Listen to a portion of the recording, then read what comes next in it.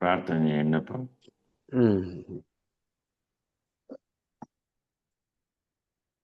జై గురు. గురు బ్రహ్మ గురు విష్ణు గురుదేవో మహేశ్వర గురు సాక్షాత్ పరబ్రహ్మ తస్మై శ్రీ గురవే నమః.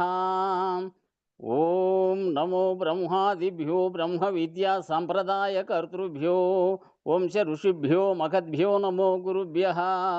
సర్వోపప్లవరహిత ప్రజ్ఞాన ఘన ప్రత్యగర్ధో బ్రహ్మైవాహమస్మి అహం పదార్థరహితః. గురవే సర్వలోకానాం విషజే భవరోగిణాం నిదయే సర్వవిద్యానాం శ్రీ దక్షిణామూర్తయే నమః. బృహద్వాసిష్ట సిద్ధాంతం పూర్ణబోధోపదేశిక వెంకటేశ్వర యోగేంద్రం సద్గురుభ్యో నమో నమః. ఆత్మానాత్మమతీతమనిశం కేవలాత్మోపదేశిక వేముల రామయార్య యోగేంద్రం సద్గురుభ్యో నమో నమః.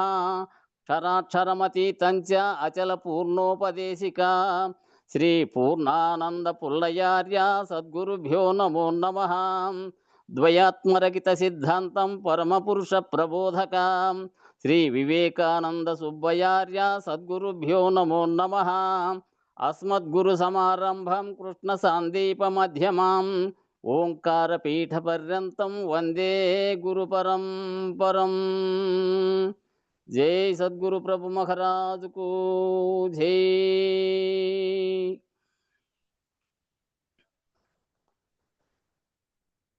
మోసమాయను జీవ చూడగ మోహ పాశములధికమాయను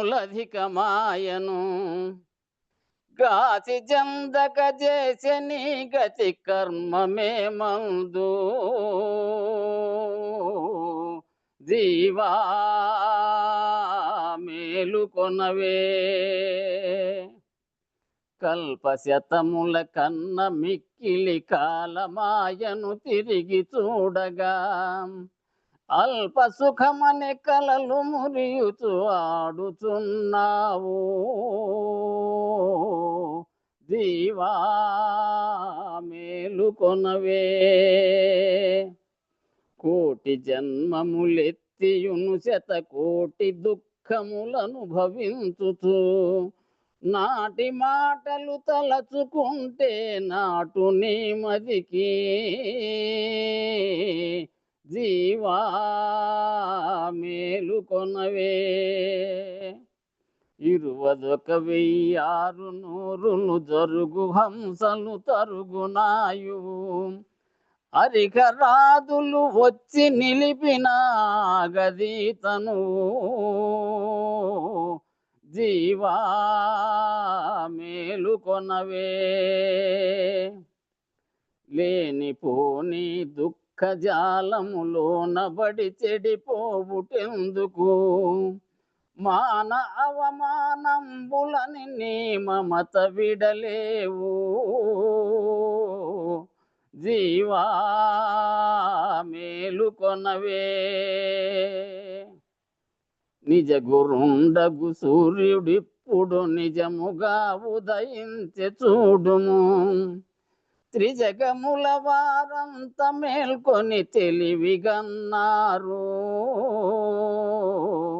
జీవా మేలుకొనవే. బట్ట బయలును గురుడు చూపిన నట్టు లేఖను పుడమియందున పట్టు విడువక గుట్టు మరువక దిట్టమైపోవే జీవా మేలుకొనవే. మాయతనువై మాయతానై మాయ పనులను చేయుచును మరి మాయతన మర్మంబుగననే మాయమైపోవు జీవా మేలుకొనవే. ద్వాదశి షోడశులనే జలధార కర్ణములందు జోకినా బాధలన్నీయు తొలగి నీవిక భ్రాంతి నొదలెదవు జీవా మేలుకొనవే. భాగవత శ్రీకృష్ణ దేశిక ప్రభువరుండిటురాని వచ్చెను. వేగకనితను మన ధనంబులు వీడి శరణనవే. జీవా మేలుకొనవే. పీలుకాన శంకరుండని పిలచి ప్రభువరుండేలినాడట. మూలమూలే నట్టి ఎరుకను ముంచి వేసిరట. జీవా మేలుకొనవే. మోసమాయను జీవ చూడగ మోక పాశములధికమాయను.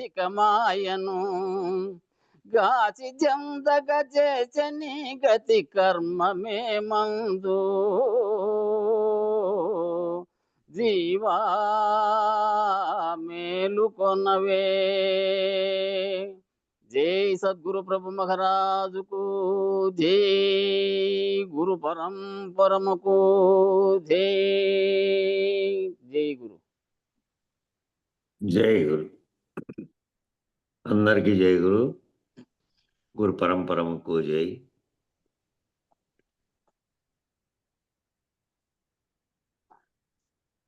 నిర్నిద్ర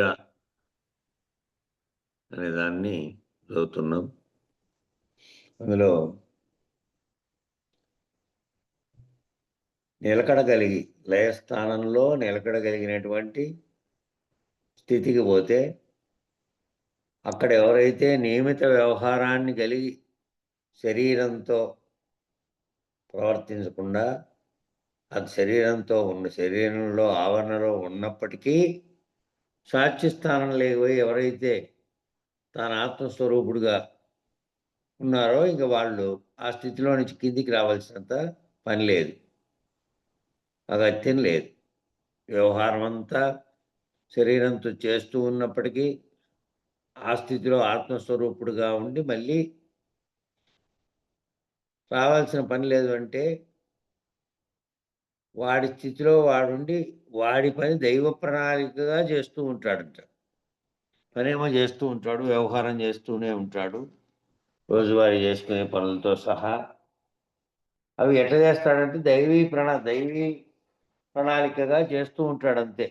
దైవేచ్ఛ అనే పద్ధతిలో తాను కర్తగా దాంతో తాయత్వం చెందిన స్థితిలో తన మనసులో ఆత్మస్వరూపుడుగా, అంటే మనసు, బుద్ధి, చిత్తము, అహంకారం అనే 4 రూపాయలు చెందిన అంతఃకరణము దాన్ని దాటినటువంటి స్థితిలో అవన్నీ లయమైపోగా ఏదైతే వాటన్నిటికీ ప్రకాశం కలగజేస్తుందో ఆ ఆత్మస్వరూపంగా ఉన్నటువంటి ప్రజ్ఞాస్వరూపంగా ఉన్నటువంటి స్థితిలో ఉంటాడు. కనబడుతున్నటువంటి శరీరం, ప్రాణ, మనోబుద్ధుల యొక్క వ్యవహారం వేరే ఉంది.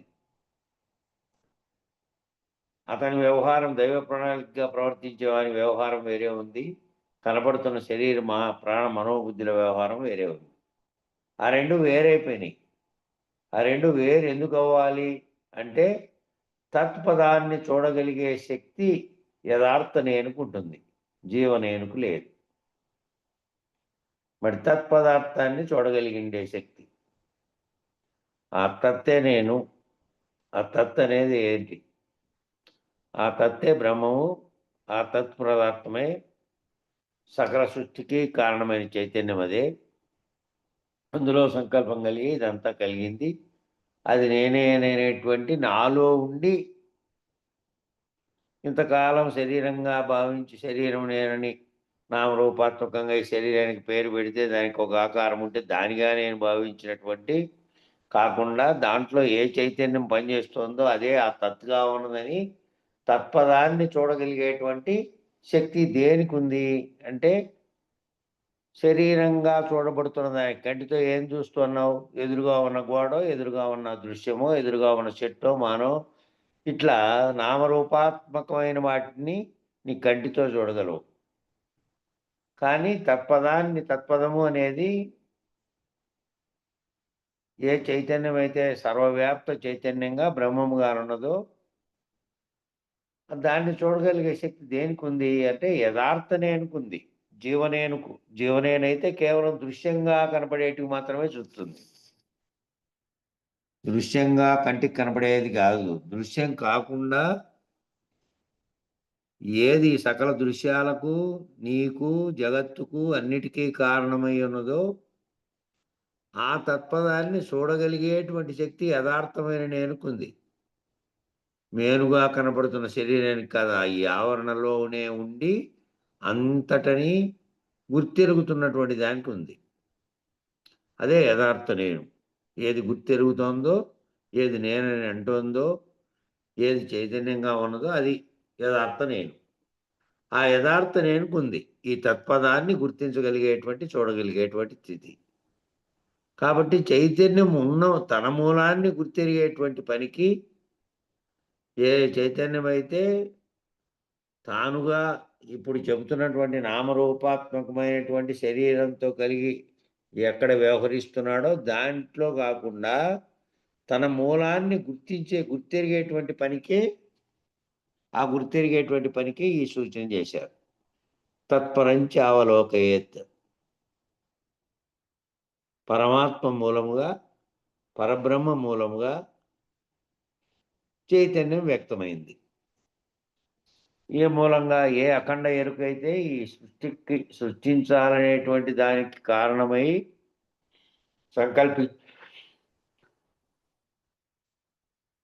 సంకల్పించిందే అదే ఆత్మస్వరూపంగా ఉంది.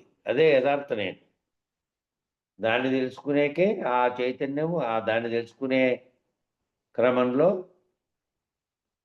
ముందు చైతన్యంగా వ్యక్తమైనటువంటి చైతన్యమే నేను పలుకుతున్నటువంటి, గుర్తెరుగుతున్నటువంటి సర్వమును అని చెప్పినటువంటి ఆ పంచీకరణలో 1, 2, 3 అని 3 అంకెలు వేసి ఉంటాయి.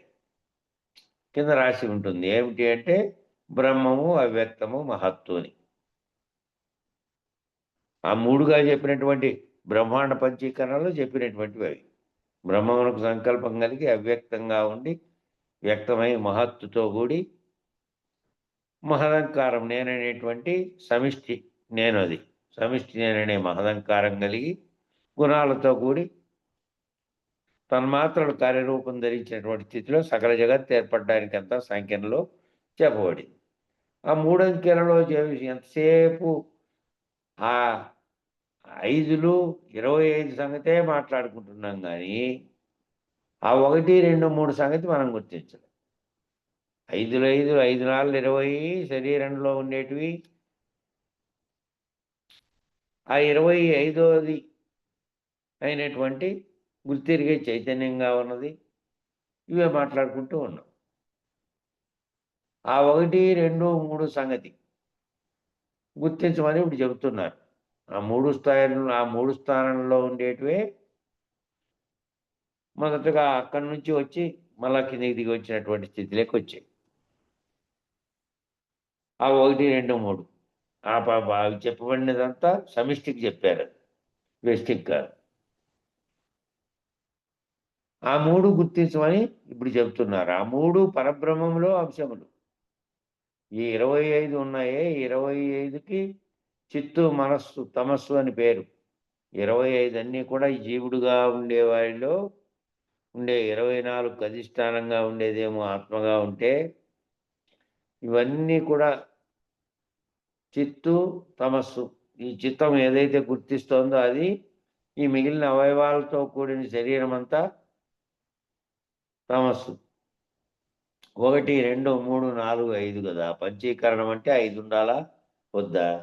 ఈ 5లు 25 కలిసి భాగాలు 2 భాగాలే అయినాయి.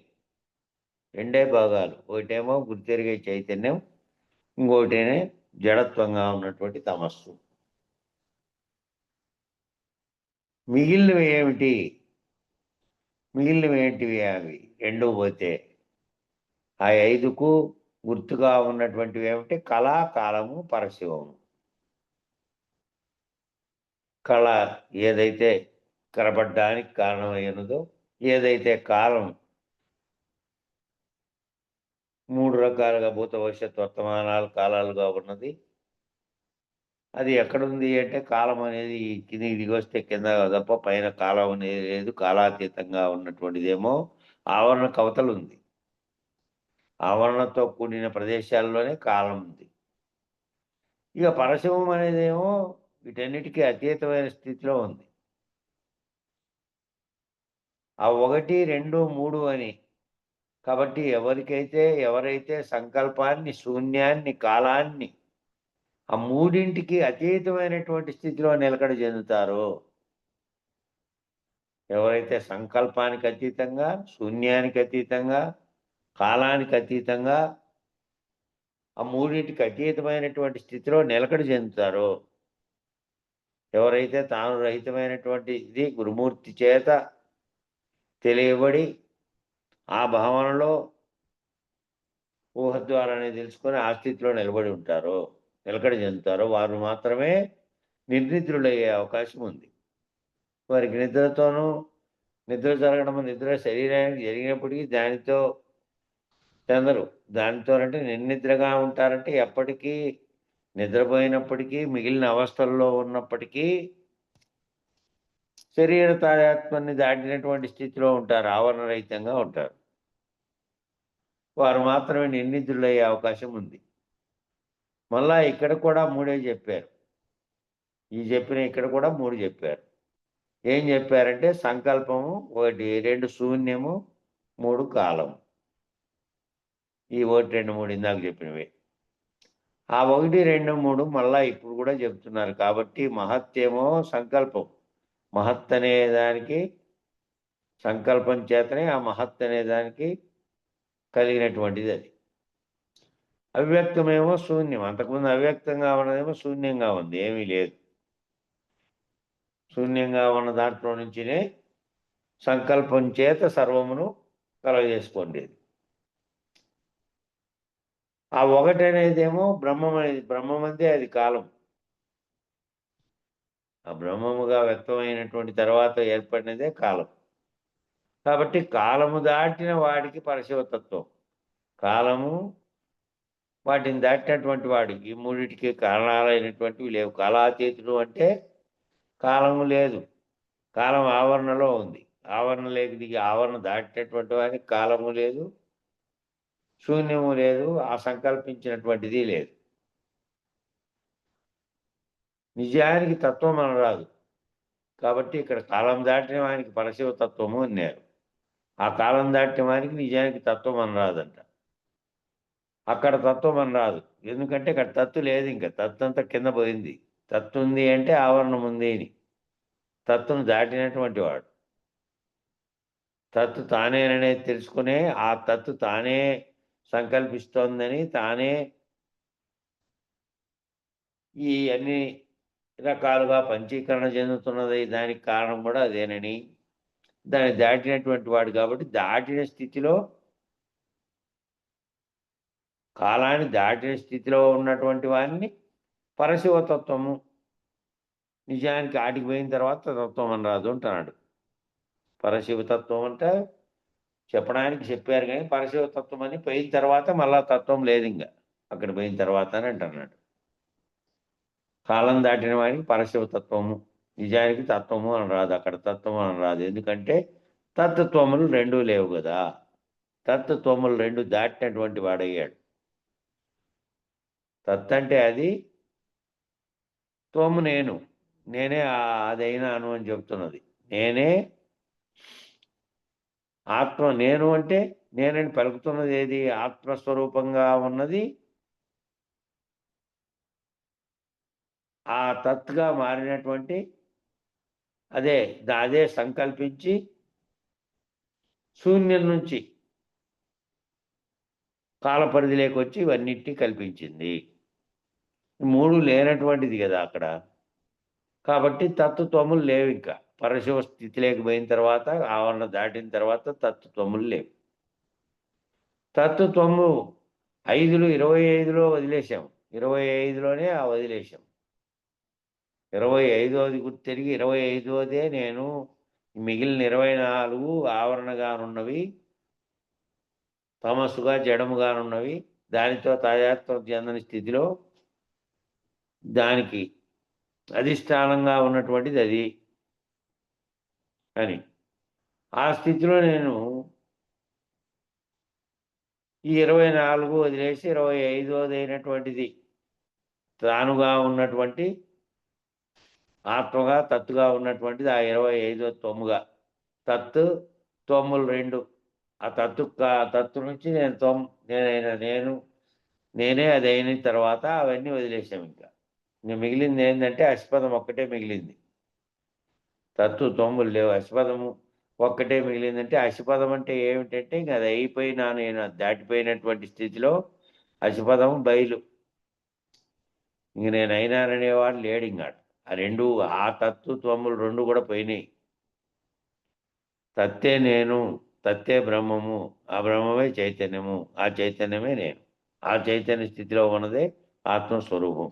నా నిజ రూపం అదే. నేను ఆ స్థితి లేకపోయి అవి 2 దాటితే అవి 2 దాటినటువంటి స్థితిలో తత్తు త్వము ఏమైనాయంటే లేకుండా అయిపోతే అసిపదమైంది. అది బయలుగా అయిపోయింది. ఎవరైతే ఈ బయలును దర్శించారో, ఎవరైతే ఈ బయలు అయినటువంటి స్థితిని దర్శించారో వారి గురుమూర్తి కృపచేత చెప్పబడి భావనలో తాము ఊహాత్మకంగా ఆ భావనలో దాన్ని తెలియబడి ఇది ఇట్లుంటుంది అట్లుంటుంది అని చెప్పడానికి ఆకార వికారాలతో విమర్శించేటువంటిది కాదు కాబట్టి దానికి ఏదైనా చెప్పేది కాదు కాబట్టి కేవల లక్షణాలు ఏ విధంగా ఉంటాయో ఊహతో తెలుసుకొని భావనలో భావాతీతం గమ్ము అని చెప్పిండేది. కాబట్టి ఎవరైతే ఆ బయలును దర్శించారో వాళ్ళు ఎరుకతో సమానమైనటువంటి అఖండ ఎరుక అయినటువంటి ఏమిటివి అంటే సంకల్పము శూన్యము కాలము ఈ మూడింటిని వదిలేశారు. ఆ మూడింటిని దాటినటువంటి స్థితిలోకి పోయినారు.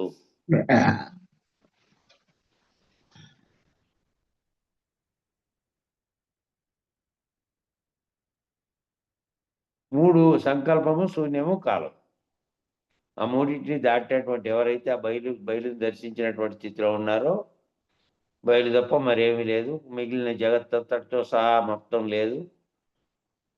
ఏ శూన్యం ఏర్పడి ఆ శూన్యంలోకి సర్వము వచ్చి ఆ సర్వమును కల్పించినటువంటి సంకల్పము కాలము ఇవి 3 లేకుండా ఉన్నటువంటి అఖండ ఎరుక అయినటువంటిది కూడా అఖండ ఎరుకగా ఉన్నదేమో ఇవన్నీ ఏది సంకల్పించిందో ఏది అంతకుముందు శూన్యంగా ఉండి వ్యక్తమైందో ఆ వ్యక్తమైన దానికి కాలంతో కూడి అన్ని ఏర్పాటైందేయో ఈ జగత్తు అవి మూడింటి దాటినటువంటి స్థితి. ఆ మూడింటి నుంచి వ్యక్తమైనటువంటి ఈశ్వర భాగములైనటువంటి కళా కాలము చిత్తు తమస్సు అవి లేకుండా అయిపోయినటువంటివి. ఆ ఈశ్వర తనువులుగా చెప్పబడినటువంటి దాంట్లో ఏది సంకల్పించిందో ఆ 2 లేనటువంటిది కళాకాలము. ఆ 2 చిత్తుగాను తమస్సుగాను ఏర్పడినటువంటివి లేవు. వాటి యందు అంతర్భూతమైనటువంటి బ్రహ్మాండ పంచీకరణ ఆ వాటిలోనే అంతర్భూతంగా ఉన్నటువంటి బ్రహ్మాండ పంచీకరణ అంతా వాటిలోనే అంతర్భూతంగా ఉంది. మహత్తుగా మహంకారంగా తాను అనేకత్వాన్ని పొందేకి ఏది కారణమైందో ఏది గుణాలతో కలిసి మాయ కల్పించిందో ఆ కల్పించినటువంటి మొత్తం అంతా కలిపితే వాటి యందు అంతర్భూతమైనటువంటి బ్రహ్మాండ పంచీకరణ మళ్ళా వాటిలో అంతర్భూతమైనటువంటి పిండాండ పంచీకరణ ఈ మొత్తం కలిపితే అది ఇది అంతా కలిపితే అఖండ ఎరుక. అనేకంగా మారక ముందు ఏ ఎరుక అయితే సంకల్పించిందో అదే అఖండ ఎరుక. అనేకత్వంగా మారకముందు ఏకత్వంగా ఉన్న ఒక్కటే ఉన్నది. ఒక్క చైతన్యమే సంకల్పించి మహదంకారం కలిగి మాయతో కూడినటువంటి సర్వ జగత్తుకు అనేకత్వాన్ని ఆపాదించుకొని అనేకత్వాన్ని తాను పొందాలనేటువంటి కళ ఏదైతే కందిందో ఆ అఖండ ఎరుకగా ఉన్నదే అదే అంతా కలిపి ఇదంతా కలిపే ఈ 25గా భావించినది 25కు ఆధారభూతంగా ఉన్నటువంటి 5 మాత్రమే ఉండేటువంటి ఆ 5 పంచీకరణలుగా ఉన్నటువంటి అఖండంగా ఉన్నటువంటి అఖండ ఎరుక, జీవతనువులు, పిండాండ పంచీకరణ, బ్రహ్మాండ పంచీకరణ అంతా కలిపితేనే అఖండ ఎరుక. అక్కడ రెండోది లేదు. రెండోది ఏర్పడిన తర్వాత మళ్ళా పిండాండ పంచీకరణ, బ్రహ్మాండ పంచీకరణ అనేటివి రెండు అఖండ ఎరుక స్థితిలో ఉండి అఖండ ఎరుకలో కలిగినటువంటి సంకల్పం చేత అనేకత్వాన్ని పొందినాయి. కాబట్టి ఈ అనేకత్వాన్ని పొందిందంతా కలిపితే ఈ మొత్తం కలిపితే అఖండ ఎరుక. ఈ అఖండ ఎరుకకు మొత్తానికి అధిష్టానం ఎవరయ్యా అంటే కాలం. చిట్ట చివరికి దాటేది కాలాన్నే. ఈ కాలము అనే యోగి ఏ కాలమయ్యా అన్నారనుకో, దశవిధ ప్రళయాలు జరిగేటువంటి ఏ కాలం అయితే ఉందో ఆ కాలంలో.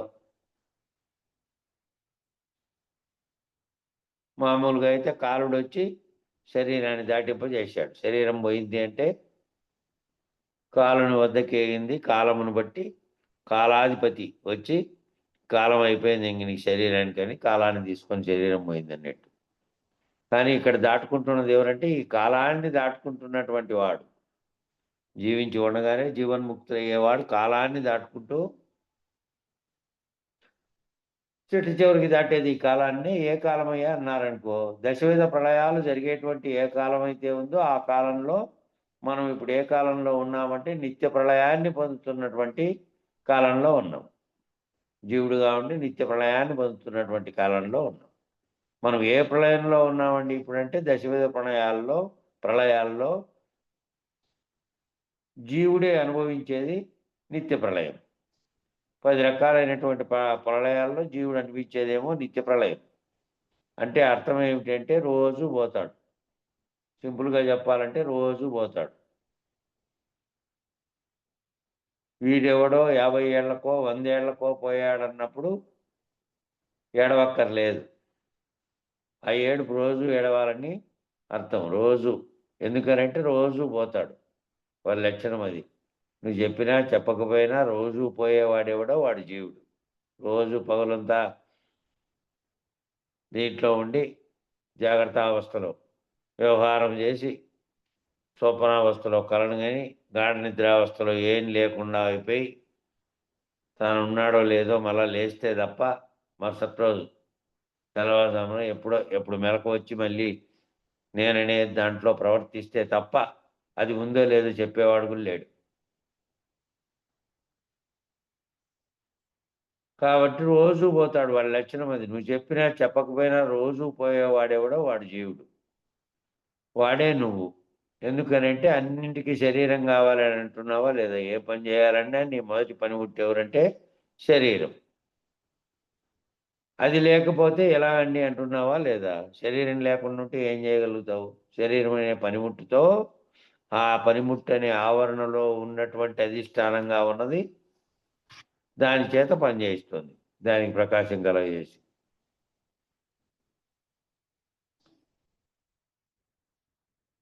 కాబట్టి నువ్వు ఏ ఆలోచన చేసినా ఏ పనన్నా చేద్దామనుకో, ఏ పని చేయాలన్నా కూడా దానికి ఏం కావాలంటే శరీరం నీకు పనిముట్టుగా కావాలి. శరీరం నేనుగా కావాలా, పనిముట్టుగా కావాలి నీకు. వాస్తవానికి శరీరంలో ఉండి నేనని పలుకుతున్నదేమో అధిష్టానంగా ఉన్నది. అది అధిష్టానంగా ఉండకుండా అది దిగివచ్చి మనసుతో తాయత్వం చెంది అంతరంగంగా శరీరంలో అంతఃకరణ చతుష్టయంగా ఉన్నదానితో దానికి ప్రకాశం ఇచ్చి అది సాక్షిగా ఉండకుండా దీంతో తాయత్వం చెంది దీనిగా అన్నామనుకో, పనిముట్టులో ఉన్నటువంటి పనిముట్టుగా ప్రవర్తించినావు, పనిముట్టులేకి దిగి వచ్చినావు.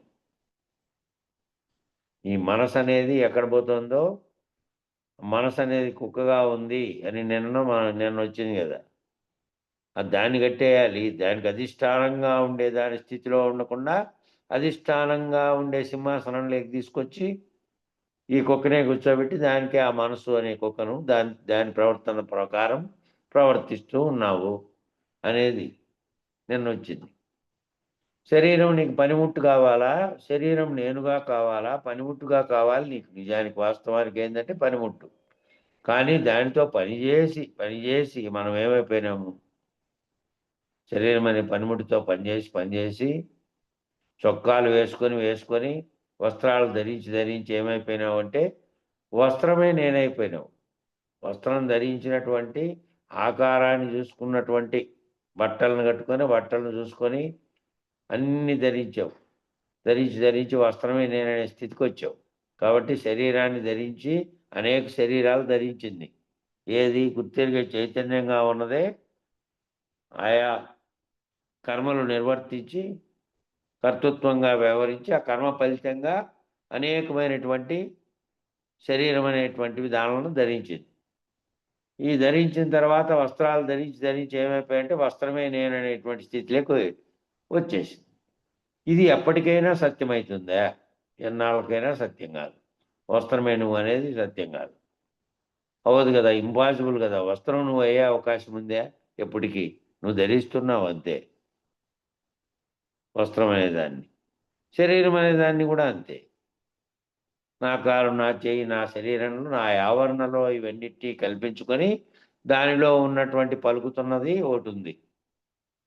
కాబట్టి ఎప్పటికైనా వస్త్రం ధరించి ఆ వస్త్రం నేనే అనే స్థితి ఏమీ రాదు. నాది వస్త్రం అనగలవు కానీ నేను వస్త్రం అని ఎందుకైతావు? వస్త్రాలు ధరించి వస్త్రం నేనైపోతావా? ఇది ఎప్పటికీ సత్యమవుతుంది? ఎప్పటికైనా సత్యం కాదు. కాదు కదా, ఇంపాసిబుల్ కదా అంటే అసంభవం, అది కాదు కదా. వస్త్రం నువ్వు అయ్యే అవకాశం ఉందే? ప్రపంచంలో ఎవరండి మీరనంటే నేను వస్త్రమండి అనేవారు ఉన్నారా? వేసుకున్న బట్టలను చెప్తారా? ఆకారానికి పెట్టేటువంటి పేరు అదేదుందో దానికి గుర్తింపు దేనివల్ల వస్తుందో దానిలన్నిటినీ చెప్తారు ఇంకా. కాదు కదా. కాబట్టి అన్నిటినీ వస్త్రం వలె తీసివేయగలిగేటువంటి సులభమైనటువంటి విధానాన్ని నువ్వు నేర్చుకోవాలి. వస్త్రం ఏ విధంగా తీసేస్తున్నావో, మాసిపోయిన దాన్ని తీసేస్తున్నావు, మళ్ళీ ఉతికిన దాన్ని కట్టుకుంటున్నావు. కాబట్టి దాన్ని తీసేయగలిగినటువంటి ఆ వస్త్రం తీసేయగలిగినటువంటి సులభమైన విధానాన్ని నువ్వు నేర్చుకోవాలి. శరీరం అనేది కూడా అదే. దాంట్లో ఉండి గుర్తెరుగుతున్నటువంటి సర్వమును కల్పించుకుంటున్నటువంటి భావన చెందుతున్నటువంటి ఆత్మస్వరూపంగా ఏదుందో నేనని పలుకుతున్నది. దాన్ని గుర్తెరగడానికే ఇదంతా. ఇన్ని రకాలుగా ఉదాహరించి చెప్తున్నారు. ఒక్కొక్క దాన్ని మనం ఎలా చూస్తున్నామంటే మేరు పర్వతానికి ఇచ్చినంత విలువ ఇస్తున్నాం. ఆ మేరు పర్వతం అనే ఘనమైన దానికి ఇచ్చినంత ఇస్తున్నాం. ఎందుకు మాటిమాటికి మేరు అని అంటారు తెలుసా? ఆ మేరు పర్వతము, మేరు అనే పదం మాటిమాటికి ఎందుకు అంటున్నారు? వేదాంతంలో కానీ సాధనలలో కానీ మేరుకున్న విశేషం చాలా విశేషమైందంట. ఆ మేరు పర్వతం నిజానికి మేరు పర్వతం అనేది లేదు. తెలుసునా మీకు? మేరు పర్వతం అనేది అది ప్రత్యేకంగా లేదు. ఎన్నో చోట్ల చెప్పబడే ఈ మేరు పర్వతం లేదు, కల్పించబడింది. మేరు పర్వతం చుట్టూ ధ్రువమండలం తిరుగుతూ ఉంటుందట. అది ఇంకో కల్పన. కానీ ఇది సత్యమే సుమీ. తెలీదంతే. మేరు పర్వతం అంటే మిల్కీ వే. మన గెలాక్సీ ఉందే ఆ మిల్కీ వే. గెలాక్సీకి సంస్కృత నామం పేరే పర్వతం. గెలాక్సీ అంటే నిజానికి తెలుగులో ఏమంటారంటే పాలపుంత అంటారు. ఎప్పుడైనా కూడా చీకట్లో ఈ కరెంటు వెలుతురులు ఇప్పుడు అన్నీ వచ్చినాయి. ఊరంతా దగద్దాయమానంగా ఊర్లో కరెంటు వెలుగుతా అంటే పైన కనపడదు. కరెంటు లేని రోజుల్లో, చీకటిగా ఉన్న రోజుల్లో ఎవరైతే పడుకొని బయలులో పైకి చూస్తే ఆకాశంలో కనపడేటువంటి తెల్లటి ఓ రోడ్డులాగా అనేక కోట్లాది నక్షత్రాల పరిచినట్టుగా, కంకరపరిచినట్టుగా ఏవైతే కనపడతాయో దాన్ని మిల్కీ వే అంటారు. దాన్నే గెలాక్సీ అంటారు ఇంగ్లీష్‌లో. ఆ గెలాక్సీ, ఆ గెలాక్సీ మొత్తాన్ని కలిపి ఏం పేరు పెట్టారంటే మేరు పర్వతం అని పెట్టారు. అంటే దానికి అంత విలువ దానికి ఇస్తున్నారు. అది ఈ నక్షత్ర మండలాల్లో, ఈ సూర్యమండలాలు, ఈ రకరకాలుగా బ్రహ్మాండంలో కనపడేటువంటి గ్రహాలన్నిటిని దాటిన తర్వాత ఉందది. చిన్నగా మినుకుమంటూ ఉన్నాయి కోట్లాది నక్షత్రాలు. ఒక్కొక్కటి ఈ భూమి కంటే పెద్దవి. అవన్నిటిని కలిపి అన్నారు మేరు పర్వతం అని దానికి పెట్టారు.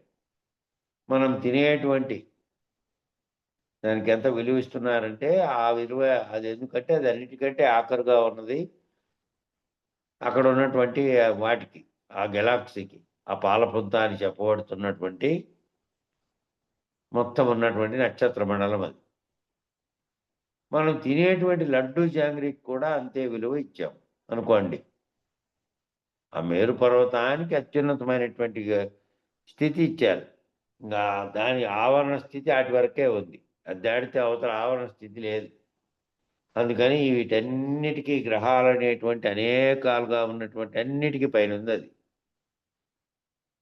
అన్నిటికీ పైనుంది కాబట్టి దానికి అంతగా దానికో పేరు పెట్టి ఆ మేరు పర్వతం అనేటువంటి స్థితిలో అంతగా పెట్టారు పైకి. కానీ మనం ఏం చేస్తున్నామంటే తినేటువంటి లడ్డూ జాంగ్రీకి కూడా అంతే విలువ ఇచ్చినామనుకోండి. ఇది తింటే 10 నిమిషాల్లో దాని రుచి కాసేపు ఉంటుంది నోట్లో. మళ్ళా కాసేపు తర్వాత అది అరిగిపోతుంది. తినేటువంటి ఆ కాసేపుగా నాలుక మీద ఉన్నప్పుడే అది ఎట్లా ఉంది అనేటువంటి స్పందన నీ మనసుకు తెలుస్తూ ఉంది. లోపలికి జారిపోయిన తర్వాత కడుగు తుట్లో పోసినట్టే. ఎక్కడుందో అది ఏం చేస్తుందో అది లోపల దానికంతా కలిగేటువంటిదంతా ఏమీ తెలీదు. నీ నాలుక మీద ఉండి ఆ నాలుక మీద గుర్తెరిగిండేదే ఆహా! అట్లుంది, ఇట్లుంది అంటున్నది. అట్లా దానికేం చేస్తున్నామంటే దానికి కూడా అంతే విలువ ఇచ్చినామనుకోండి. ఏమంటారు అప్పుడు మనల్ని? అజ్ఞానమా? సుజ్ఞానమా? విజ్ఞానమా? గురు శిష్య పద్ధతిలో అడుగుతున్నాడు. గురువు అడుగుతుంటే శిష్యుడు చెప్తున్నాడిక్కడ. మనము దానికి కూడా ఆ తినే జాంగ్రీకి, జిలేబీకి కూడా అంత విలువ ఇచ్చినామనుకో, అప్పుడేమంటారు మనల్ని? అజ్ఞానులంటారా? సుజ్ఞానులంటారా? విజ్ఞానులంటారా? అని అడిగితే శిష్యుడు చెప్తున్నాడు అజ్ఞానమేనండి అని. అంటున్నామా లేదా? కాబట్టి మనం దేని గురించైనా ఆలోచించేటప్పుడు నీ కెపాసిటీ ఏమిటట అసలు? అసలు నీ కెపాసిటీ ఏమిటి? దేని గురించి ఆలోచించేటప్పుడైనా కూడా. కాబట్టి మేరు పర్వతం చుట్టూ ఏ ధ్రువమండలం తిరుగుతోందో ఆ మేరు పర్వతం చిట్ట చివర కొన మీద ఒక స్థానం ఉందట. ఆ కొన మీద ఒక స్థానం ఉంది. ఆ స్థానంలో నువ్వు ఉండాలి. ఆ స్థానం నుంచి కిందికి దిగొచ్చే స్థానంలోకి రాదు. కిందికి దిగొస్తే అంతా కిందున్నటువంటి శరీరం అని చెప్పని శరీరము, దానికి ధరించిన బట్టలు, దానికి సంబంధించినటువంటి ఆవరణలోకి వచ్చేసావు. ఇంకా ఆవరణ దాటుకునే స్థితిలో ఎక్కడుండాలి నువ్వు? ఈ ఆవరణ అంతటిని తెలియబడడానికి ఏది ప్రకాశం కలుగజేస్తుందో నీలో ఉండి, నీలో ఆత్మగా ఉండి, గుర్తెరిగే చైతన్యంగా ఉండి, ఏది కలుగజేస్తుందో అది మేరు పర్వతం స్థితిలో ఉండాలది. కిందికి దిగొచ్చి తాదాత్మ్యం చెందితే శరీరం నేనైతుంది, వేసుకున్న బట్టలు నేనైతాయి, తినేటువంటి లడ్డు ఏదో చెప్పారే అవన్నిటితోనూ తాదాత్మ్యం చెందుతుంది. దానిలన్నిటికీ విలువ ఇయ్యనటువంటి స్థితిలో ఉండాలి. విలువ ఇయ్యకుండా ఉన్నటువంటి స్థితిలో నీ కెపాసిటీ ఏమిటి అంటే, మేరు పర్వతం చుట్టూ ఏ ధ్రువమండలం తిరుగుతోందో ఆ మేరు పర్వతం చిట్ట చివర కొన మీద ఉన్నటువంటి స్థానం ఉందో ఆ కొన మీద ఉన్న ఒక స్థానం ఉంది. ఆ స్థానంలో ఉండాలి నువ్వు. ఆ స్థానం నుంచి ఇంక అదే దాటుకుంటే పరమే ఇంకా. అక్కడి నుంచి దాటుకుంటే అదే పరం. అదేమిటి ఆ పరం అనే స్థితిలోనే ఉండాలి ఇంక. కిందికి దిగొస్తే ఇక అన్నిటికీ ఉదాహరణలు చెప్పారు. అన్నిటి అవతల ఉందది. అన్నిటి అవతల ఉన్న స్థానంలో ఉండాలి. దాన్ని ఆధారం చేసుకొని మేరు పర్వతం తిరుగుతోంది అక్కడ. ఆ మేరు పర్వతాన్ని ఆధారం చేసుకొని ధ్రువమండలం అంతా తిరుగుతోంది. ధ్రువమండలం అంతా తిరుగుతోంది దాన్ని ఆధారం చేసుకొని. ధ్రువమండలాన్ని ఆధారం చేసుకొని కింద బ్రహ్మాండం అంతా తిరుగుతోంది. బ్రహ్మాండాన్ని ఆధారం చేసుకొని సూర్యుడిని ఆధారం చేసుకొని మిగిలిన గ్రహాలన్నీ తిరుగుతున్నాయి. ఆ క్రమంలో ఈ భూమి అంతా తిరుగుతోంది. ఆ భూమి మీద నువ్వు ఓ ప్రాణివి. ఈ తిరుగుతున్నటువంటి బ్రహ్మాండంలో ఇట్లాంటివి అనేకం తిరుగుతూ ఉన్నాయి. అందులో జీవులు కలిగి ఉన్నటువంటి, ప్రాణులు కలిగి ఉన్నటువంటిది ఇప్పటి వరకు తెలిసిండేది. ఇంకా ఎక్కడన్నా ప్రాణులు ఉన్నాయనే దాని మీద తీవ్రంగా జరుగుతున్నాయి. తీవ్రమైనటువంటి ప్రయత్నాలు చేశారు. ప్రపంచంలో మానవుడు చాలా మేధావి కాబట్టి, ఇంకా అవతల ఎక్కడైనా ఉన్నాయా ఇట్లాంటివి? ప్రాణులు కలిగినటువంటివి. ఈ జీవమండలానికి ఈ భూమి మీద మాత్రమే ఉందా? ప్రాణులు బతకడానికి అనుకూలమైన పరిస్థితులుండి ఇంకా ఎక్కడైనా జీవులు విస్తరించినాయా అనేటువంటి పరిశోధన చేస్తూనే ఉన్నాడు. ఎప్పుడైతే అంతరిక్షాన్ని పరిశోధించాడో అప్పటి నుంచి. అంతరిక్షాన్ని ఈనాడు ఇప్పుడు సైన్స్ డెవలప్ అయితే ఈరోజు ప్రయత్నం చేస్తోంది అనేకమైనటువంటి ఆధునిక యంత్రాలతో ప్రపంచంలో. కానీ అవన్నీ లేని రోజుల్లో మన మహర్షులు ఊహించారంటే, ఆర్యభట్ట లాంటి వారు, భాస్కరుడు లాంటి వారు ఊహించారంటే, ఖగోళం పైన ఖగోళాన్ని గురించి ఏ యంత్రములు లేని రోజుల్లో కేవలం తమ యొక్క తపోశక్తిలాగా ఊహతో ఎరిగారంటే వారికి ఎంతటి ఊహాత్మక శక్తి వారికి ఎంత ఉందో చూసుకోర్రి. వాళ్ళు ఆ రోజుల్లోనే ఏందమ్మా అక్కడ వాళ్ళు ఆ రోజుల్లోనే సైన్స్ ఇంకా విస్తరించకముందే దీని గురించి మన దేశంలోనే తెలియజేశారు. ఆ తరువాత చెప్పిన వాళ్ళు ఇప్పుడు చెప్పేవాళ్ళు అందరూ చెప్తున్నారు అనుకోండి అంతటా. కాబట్టి ఇది ఏం చేసుకొని సూర్యుడిని ఆధారం చేసుకొని నవగ్రహాలు తిరుగుతున్నాయి. ఈ కిందికి వచ్చే కొద్దీ భూమి, దాంట్లో ఉన్న ప్రాణులు ఇవన్నీ వచ్చినాయి. ఈ క్రమాన్ని ఆ రోజు ఊహించి ఇప్పుడు విజ్ఞానం అదే చెప్తోంది. అప్పట్లోనే ఇంతగా అభివృద్ధి చెందని విజ్ఞానం లేని రోజుల్లోనే మహర్షులు చెప్పారు. ఈ విధంగా జరుగుతోంది అని అప్పటికే. వాళ్ళకి వీళ్ళకి వీళ్ళు అదే చెప్పారు. వాళ్ళు కూడా అదే చెప్పారు. వాళ్ళకి వీళ్ళకి పెద్ద తేడా ఏం లేదు. కొద్దిగా మాట భేదం అంతే. కాబట్టి పరబ్రహ్మ నిర్ణయాన్ని పొందాలి అనంటే సదా నీ చూపు ఎక్కడుండాలట? ఇప్పుడు అంటే అక్కడుండాలి. ఎక్కడ? మేరు పర్వతం దగ్గర ఉండాలి. అక్కడి నుంచి దాటుకునే స్థితిలోకి ఉండాలి. మేరు పర్వత శిఖర స్థానమైనటువంటి అనంతంగా ఉన్నటువంటి పాలపుంత అనేటువంటి గెలాక్సీకి మధ్యస్థానం నాభిస్థానం ఒకటి ఉన్నది. ఆ నాభిస్థానం దగ్గర నీ చూపు ఉండాలి. ఆ గెలాక్సీగా ఉండే పాలపుంతలా ఉండేటువంటి దాంట్లో ఆ మధ్యలో ఒకటి ఉందట, నాభిస్థానంగా ఉన్నది. సదా అక్కడ నిలకడ చెంది ఉండాలట. అక్కడ నిలకడ చెంది ఉంటే ఇక నువ్వు కిందికి దిగిరానటువంటి స్థితిలో ఉంటావు. కిందికి దిగొచ్చావా ఇంక అన్నీ ఉన్నాయి. బ్రహ్మాండం పిండాండం అంతా కిందనే ఇంకా. కాబట్టి అక్కడ నిలకడ చెంది ఉన్న వారికి ఇప్పుడు మెలకువ అని చెబుదామా, కళ అని చెబుదామా, నిద్ర అని చెబుదామా? ఇప్పుడు వాడి చూపంతా ఎక్కడుందట? ఈ మెలకువ, నిద్ర, కళ అనేటువంటి ఆ మూడు ఏంటివి? కాలంలోకి దిగొచ్చిన తర్వాత జరుగుతున్నటువంటివి. కాలాతీతంగా ఆ స్థితిలో ఉన్నటువంటి వానికి ఇవి ఉన్నాయా? మెలకువ, కళ, నిద్ర అనేటివి. ఆ చూపంతా ఎక్కడుందట అంటే అక్కడుంది. అక్కడ నిలకలు కలిగిన వాడు మళ్ళీ కిందికి ఇప్పుడు మేల్కొన్నాడా, పోనీ నిద్రపోయాడా, కలగన్నాడా, దానిలన్నింటినీ వాడు గుర్తించడమే లేదు. కాలాతీతుడు అయిపోయినాడు. కాలంలోకి వస్తేనే ఈ అవస్థలు ఈ పొందుతున్నటువంటి వేరువేరుగా నిద్ర, మెలకువ, కళ అనే 3 అవస్థలు కూడా దాటినటువంటి వాడు. కాబట్టి గుర్తించడం లేదే.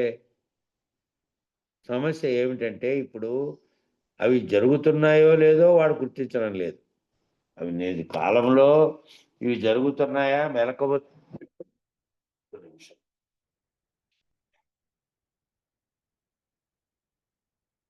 ఇవి జరుగుతున్నాయా? కాలంలో జరుగుతున్నటువంటి వాటిని గుర్తించేవాడెవడు అంటే జాగ్రత్త, సుషుప్త, స్వప్నము, జాగ్రత్త, స్వప్నము, సుషుప్తి జరుగుతున్నటువంటి వాటిని అనుభవిస్తూ గుర్తెరిగేటువంటి స్థితిలో ఉన్న వానికి అవన్నీ అవి జరుగుతున్నాయా లేదని కూడా గుర్తించడం లేదు. మేరు పర్వతం లాంటి ఆఖరి స్థితిలో ఉన్నాడు. పక్కన చూసేవాడు గుర్తిస్తున్నాడు నీకేం జరుగుతోంది అది. పక్కన చూసేవాడు గాఢ నిద్రావస్థలో ఉన్నవాడు గాఢ నిద్రావస్థలో ఉన్నాను నేను అని నిద్రలో ఉన్నటువంటి వాడే నిద్రలో ఉండి చెప్తాడా? చెప్పలేడు. పక్కన పడుకొని మేల్కొని ఉన్నవాడు అతను నిద్రపోతున్నాడు అని చెప్పగలడు. ఈ మేల్కొండేవానికే తెలుసు అతను నిద్రిస్తున్నాడు అనేది. నిద్రిస్తున్న వానికి తాను నిద్రలో ఉన్నాడా, స్వప్నంలో ఉన్నాడా, మెలకువలో ఏ స్థితి లేదు. మేలుకుంటే తప్ప చెప్పలేడు ఏది. మేలుకుంటేనే నిన్న జరిగిండే విషయాలు చెప్తాడు. మేలుకుంటేనే రాత్రి స్వప్నంలో వచ్చిన విషయాలు చెప్తాడు. మేలుకుంటేనే నాకేం తెలియకుండా నిద్రపోయినాను ఇప్పుడు దాకా అనేది అన్నిటినీ మేల్కొన్న తర్వాత చెప్తాడు. కాబట్టి ఈ స్థితిలో ఉన్నటువంటి కాలాతీతమైనటువంటి స్థితిలోకి ఎవరైతే పోయి కాలంతో కూడినటువంటి జగత్తును, తనను ఈ రెండిటిని దాటిన స్థితిలో ఎవరైతే సాత్యత్వ స్థితిలో ఉండి తాను మేరు పర్వతం లాంటి స్థితిలో పరమును గుర్తెరిగే స్థితిలో నిలకడ చెంది ఉన్నాడో, కిందికి దిగిరానటువంటి స్థితిలో, ఇంక కాలంతో గుర్తెరిగి కాలంలో జరిగే వ్యవహారాల్లోకి రాడు. కాబట్టి నువ్వింకా నిద్రపోలేదా? పక్కన చూసేవాడు నువ్వింకా నిద్రపోలేదా? నీకింకా నిద్ర రాలేదా? నువ్వింకా మేల్కోలేదా? నువ్వు నిద్రపోయినావా? ఈ స్థితి భేదములన్నీ కూడా నిత్య ప్రళయం అనుభవిస్తున్నటువంటి వానికే. రోజు వ్యవహారాత్మకంగా ప్రవర్తించి, రోజు వ్యవహారంలో తాదాత్మ్యం చెంది ఉన్నటువంటి వానికి. నిత్యము నేనే లేను, నాకు కారణమైంది లేదు. ఇది కలలో జరుగుతున్నటువంటి వ్యవహారంగా గుర్తెరిగి గురువాక్యం చేత రహితమైనటువంటి స్థితిలో నిలబడి ఉన్నటువంటి వానికి వ్యవహారాత్మకంగా జరుగుతున్న వాటితో తాదాత్మ్యం చెందినటువంటి వానికి ఈ ప్రళయం అనేటువంటివి లేనేలేవు. ప్రళయం అనుభవిస్తున్న వానికే ప్రళయం. నిత్య ప్రళయాలన్నీ అనుభవిస్తున్న వానికే గాని, ఆ స్థితిభేదములన్నీ లేనటువంటి స్థితిలో ఉన్నటువంటి వానికి లేవు. దశవిధ ప్రళయాలు ఏ మేరు పర్వతం ఆధారంగా జరుగుతున్నాయో, ఆ దశవిధ ప్రళయాలకు ఆధారభూతమైనటువంటి నాభిస్థానంలో ఉన్నటువంటి దృష్టి కలిగినటువంటి వాడికి ఇప్పుడు ఏ నిద్ర ఉన్నదని? ఈ దశవిధ ప్రళయాలకు ఆధారభూతమైన స్థానంలో ఉన్నటువంటి వానికి, వాని యొక్క ఉన్నటువంటి వారి దృష్టి కలిగినటువంటి వారికి ఏ నిద్ర ఉందని అసలు? అంటే నిద్రలు ఎన్ని రకాలు? చిన్న నిద్ర, పెద్ద నిద్ర 2 నిద్రలు ఉన్నాయట. ఒకటి చిన్న నిద్ర, 2 పెద్ద నిద్ర. చిన్న నిద్ర అంటే ప్రతి రోజు పడుకోవడం. పెద్ద నిద్ర అంటే శాశ్వత మరణం. శరీరం పోయిందింక. మరణం చెందినప్పుడు శాశ్వత నిద్రలోకి పోయినాడు. ఈ నిద్రేమో రోజు నిద్రపోతున్నాడు. జీవించుతూ కూడా పగులు పోయేది. పగులు పేలుకుంటున్నాడు, వ్యవహారం చేస్తున్నాడు, రాత్రికి నిద్రపోతూ ఉన్నాడు. కాబట్టి శాశ్వతం కాదు, శరీరం మార్చేది. ఆ శాశ్వతమని భావిస్తున్నటువంటి మరణం కూడా శాశ్వత నిద్ర కాదు. ఈ శరీరాన్ని మార్చుకుందంతే. ఈ శరీరం పోయింది ఈడ. దీంట్లో గుర్తెరుగుతూ ఉన్నటువంటి నేనే చైతన్యం, నేనే అఖండ ఎరుకగా ఉన్నటువంటి సృష్టికి కారణమైనటువంటి ఆత్మస్వరూపంగా ఉన్నానన్నది ఏదైతే కర్మలు చేసిందో, ఆ కర్మ జన్మల ముడి వేధిసుకొని ఎవరైతే గురుకరణ చేత తాననేది రహితమైనటువంటి స్థితిలో ఉన్నారో, కర్తే లేకుండా అయిపోయారో, కర్మల ఫలితాన్ని పోగొట్టుకున్నటువంటి స్థితిలో ఉన్నారో, అది మళ్ళీ బీజంగా పనిచేసి మళ్ళీ శరీరాన్ని వదిలి అక్కడ శరీరం ధరించుకొని మార్చుకుంటుంది శరీరం అనేదంతా ఈ వ్యవహారంలో ఉంది. కాబట్టి వ్యవహారాన్ని దాటినటువంటి కాలాతీతులైనటువంటి వానికి మళ్ళీ అది మార్చుకునేది లేదు. శాశ్వత మరణం అని చెప్పబడుతున్న శరీరానికి జరిగే మరణం కూడా శాశ్వతం కాదు. ఎందుకంటే అది పోయి శరీరాన్ని మార్చుకుంటోంది అంతే. కర్మల ఫలితాన్ని అనుభవించడానికి మళ్ళీ శరీరాలు మార్చుకుంటోంది. అది పెద్ద నిద్ర. శరీరం మార్చేటువంటి నిద్ర అది. ఈ నిద్ర శాశ్వతంగా పోయింది ఇది. పోయింది, దీనికి ప్రాణం పోయింది. ఇంక పోండి, అక్కడ ఏసిరా పోండి అంటే ఎక్కడో ఏసొస్తే శరీరం ఒక్కటే పోయింది. ఉండే చైతన్యం పోయింది. శరీరాన్ని మార్చుకొని కొత్త శరీరం ధరించింది. ఎక్కడో పోయి సంచిత కర్మలను బట్టి. కాబట్టి ఏది మార్చుకుంటోంది? ఏది రోజు నిద్రపోతోంది? పగులుగా అవస్థలతో ఉన్నటువంటిదేమో రోజువారీ ప్రళయం జరిగే నిద్రపోతోంది. రోజు ప్రళయంలో పోతోంది, మళ్ళీ మెలకువలో ఉంది. అదేమో శాశ్వత నిద్రపోయేదేమో శరీరానికి కాలం అయిపోయి ఇంకా అయిపోయింది అంటే అప్పుడు శాశ్వత నిద్రపోతోంది. దాంట్లో ఎవరైతే కాలాతీతమైన స్థితిని పొంది ఉన్నారో ఇక్కడ గురుకరుణ చేత వాళ్ళు మళ్ళా కాలంతో పాటుగా వచ్చేటువంటి శరీరాన్ని మళ్ళీ మార్చుకునే పని లేదు. ఉపాధి తీసుకునే పనే లేదు. ఉపాధికి కారణమైనటువంటి సంకల్పం రహితమైపోయింది. ఉపాధి కారణమైనటువంటి బీజం ఏది ఉంది అంటే గుర్తెరిగే ఎరుకే ఉపాధికి కారణమైన బీజం. అది పోయింది ఇంకా. అది పోయినటువంటి స్థితిలో ఏమీ లేదు. కాబట్టి పెద్ద నిద్ర అంటే ఏమిటంటే శరీరం మార్పే. చిన్న నిద్ర అంటే ఏంటంటే శరీరంలోనే లేచేది. శరీరంలోనే అణగిపోయి రాత్రంతా నిద్రించి మళ్ళీ శరీరాన్ని మేల్కొల్పి శరీరంలోనే లేస్తోందే అన్నిటినీ గుర్తెరిగేది. అది మామూలు చిన్న నిద్ర. రోజు ప్రళయంగా జరిగి రోజు తెల్లారుతూనే వచ్చేది. ఆ పెద్ద నిద్ర ఏందంటే మొత్తం శరీరాన్ని ఏదైతే మార్చి మళ్ళీ ఈ శరీరం పనికిరాదని వదిలిపోయిందో అది. ఇంతే తేడా. ఈ రీతిగా ముందు మీరు దీనిని అర్థం చేసుకునే ప్రయత్నం చేయాలి. శరీరంగా ఉన్నది రోజు బట్టలు ధరించినట్టే శరీరంలో ఉన్నది అధిష్టానంగా ఏది ఉందో అది దీన్ని విడిచి దాన్ని ధరిస్తూ వస్తోంది. విడిచి ధరించడానికి కారణమైన ఏ సంకల్పం అయితే ఉన్నదో అది సంకల్పించి అది దీన్ని తయారు చేసుకొని కర్తగా ఉండి కర్మలు చేసి కర్మ ఫలితాలు అనుభవించడానికి కారణంగా అనేకమైనటువంటి ఎత్తుతుంది నిత్య ప్రళయంగా ఉండి. ఈ ప్రళయాలు లేనటువంటి స్థితిలో ఉన్నదానికేమో ఇక ప్రళయం లేదు. కాలాతీతమైనటువంటి స్థితిలో ఆ మేరుపర్వం దగ్గర ఉన్నటువంటి దానికేమో కర్తృత్వం లేదు. కిందికి దిగి వచ్చి కర్తగా పనిచేసేది లేదు కాబట్టి కర్తృత్వము సంకల్పము ఏమీ లేవు. ఏమీ లేనటువంటి స్థితిలో ఉన్నటువంటి బయలు ఏ విధంగా ఏ దానికి ఆస్కారమైన స్థితిలో దానిలో ఏదీ లేదో ఈ జగత్తుతో సహా ఏది జగత్తంతా అక్కడి నుంచి కిందికి ఉంది. ఇంకా దాటిన స్థితిలో జగత్తు లేదు, ఏమీ లేదు. సర్వము అంతటా అదే ఉంది. ఇది బిందువులాగా ఉన్నటువంటి ఈ బిందువు కూడా లేదు. ఈ విశ్వం అంతా ఆటికి పోతే ఆ బ్లాక్ హోల్, కాటికి పోతే బ్లాక్ హోల్ అంటే కృష్ణబిలం తెలుగులో. ఆటికి పోతే ఇంకా అది లేదు, అది కూడా పోయింది. కాబట్టి ఈ రీతిగా ముందు మీరు దీనిని అర్థం చేసుకునే ప్రయత్నం చేయాలి. నేను మీకు అర్థం అవడం కోసమే ఈ కల్పనంతా అందిస్తూ ఉన్నాను. దర్శనంలో ఏముంటుందనేది యథావిధిగా దర్శించిన వాడికి తెలుస్తుంది. ఆ దర్శించేది అంటే ఏది యథావిధిగా దర్శించిన వాడికి తెలుస్తుంది. కల్పన ఎందుకు చేయబడింది? ఇదంతా కల్పన ఎందుకు చేయబడింది? ఎందుకు కల్పించారు ఆనాటి ఋషులు? ఈ కల్పనలన్నిటినీ ఎందుకు కల్పించారు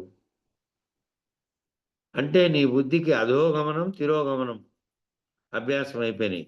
నీ బుద్ధి ఏం చేస్తోందంటే అధోగమనము తిరోగమనము.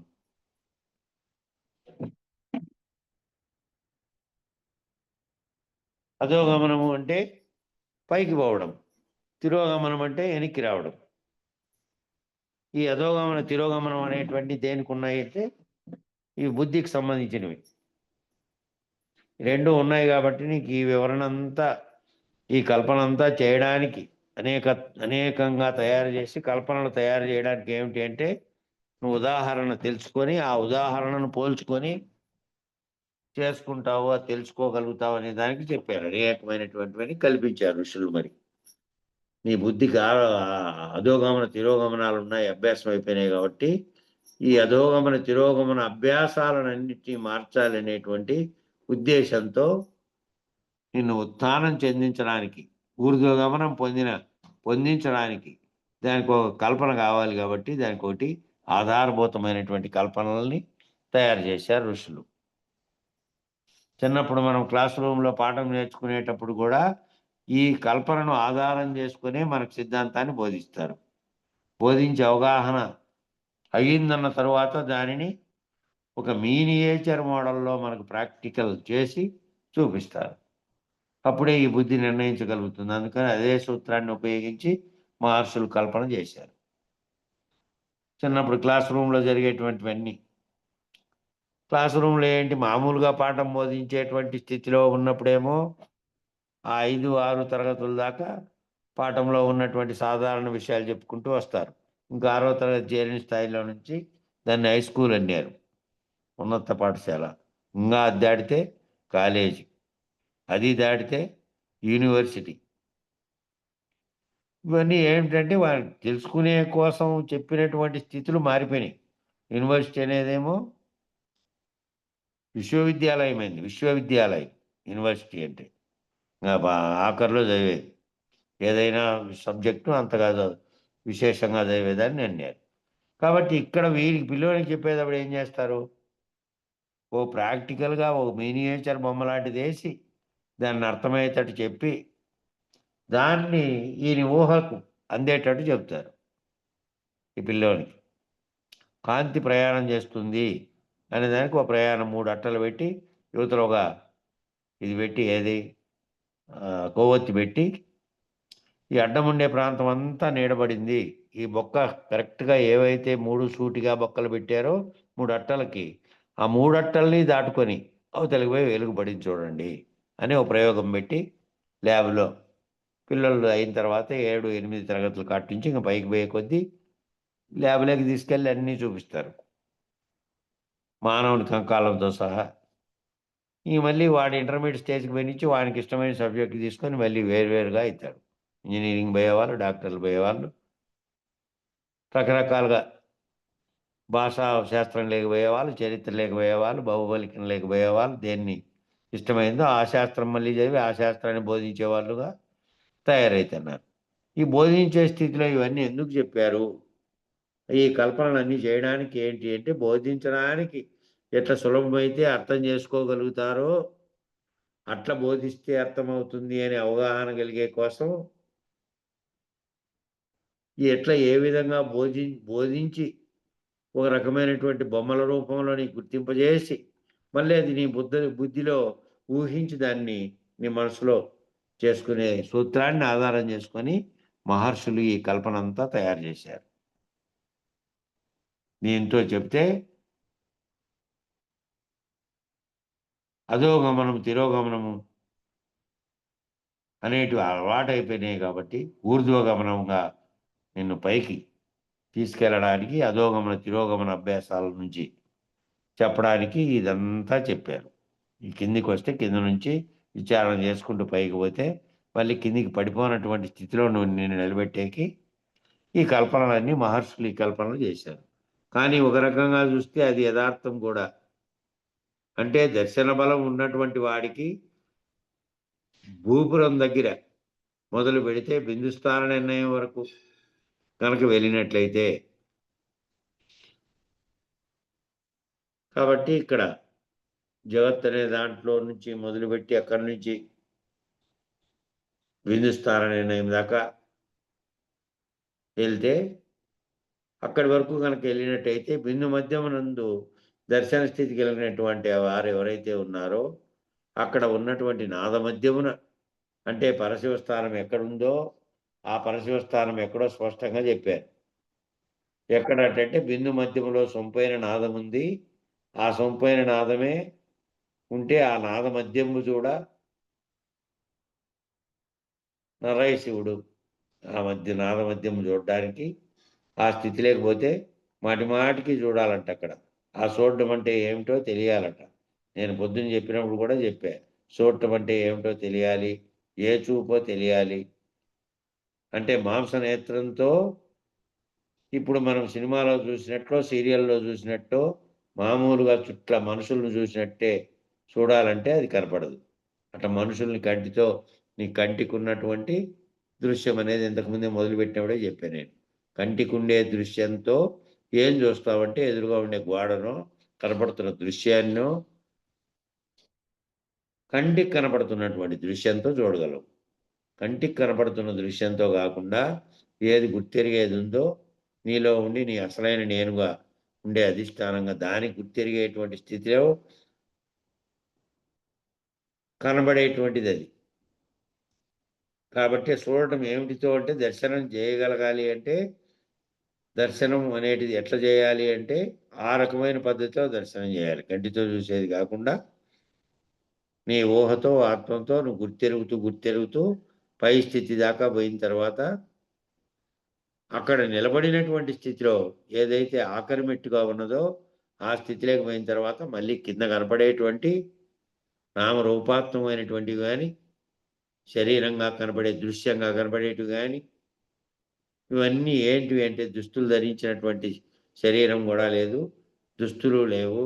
వీటన్నిటికీ కారణభూతమైనటువంటిది ఉందే అది సంకల్పిస్తోంది. అది కాలాతీతమైనటువంటి స్థితిలోకి అది చేరుకుంటే కాలంలో జరుగుతున్న వ్యవహారాలతో సంబంధం లేదు దేనితోనూ. దేనితో తాదాత్మ్యం చెందినప్పటికీ అది అజ్ఞానమే.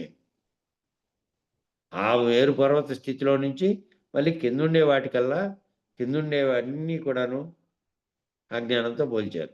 కాబట్టి నువ్వు వేసుకునేటివి, దుస్తులుగా భావించేటివి, కింద కంటితో కనపడే దృశ్యాలు, నోటితో రుచి చూసేటివి, జిలేబీలు, ఇంకోటి ఇవన్నీ కూడా